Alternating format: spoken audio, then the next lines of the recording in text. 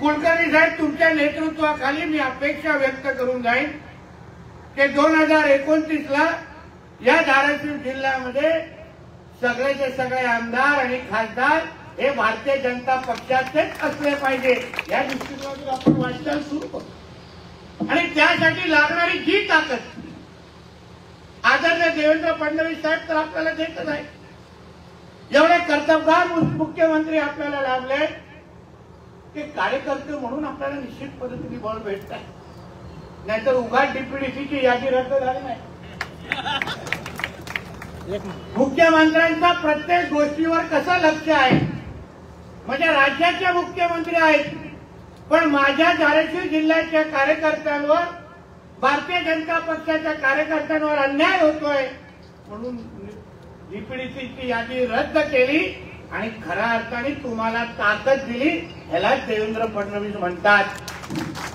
आणि म्हणून कार्यकर्ते म्हणून तुमच्याकडून फक्त साधी अपेक्षा साहेबांची आहे की भारतीय जनता पक्षाच्या कार्यकर्त्यांनी नेहमी एक लक्षात ठेवा की देशाचा पंतप्रधान हा भारतीय जनता पक्षाचे आहेत, राज्याचे मुख्यमंत्री हे भारतीय जनता पक्षाचे आहेत। म्हणून हे किती कोणी इकडे तिकडे नाचले, कोणी इकडे तिकडे अगर ताकद दाखवली, पण शेवटी सगळ्यांचा बाप म्हणून भारतीय जनता पक्षाचाच मुख्यमंत्री बसलाय हे प्रत्येकाने लक्षात ठेवा।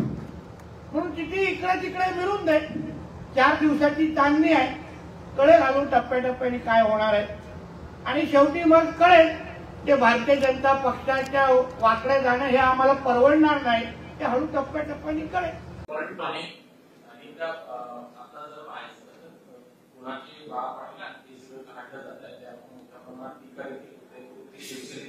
मंत्री देखील नाराज होताना पाहायला मिळतात, त्यांच्याकडनं देखील उघडपणे बोललं जातं। कशा प्रकारे नाराजी आहे?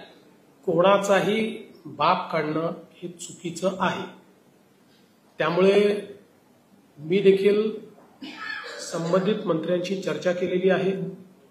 त्यांनी स्वतः सांगितलं की माझ्या बोलण्याचा तो अर्थ नव्हता। मी त्यांना सांगितलं तुमच्या मनात काही अर्थ असला तरी परसेप्शन मध्ये जो अर्थ जातो तो राजकारणात महत्वाचा असतो, त्यामुळे अशा प्रकारे बोलणं योग्य नाहीये। त्यांनीही ते मान्य केलेलं आहे।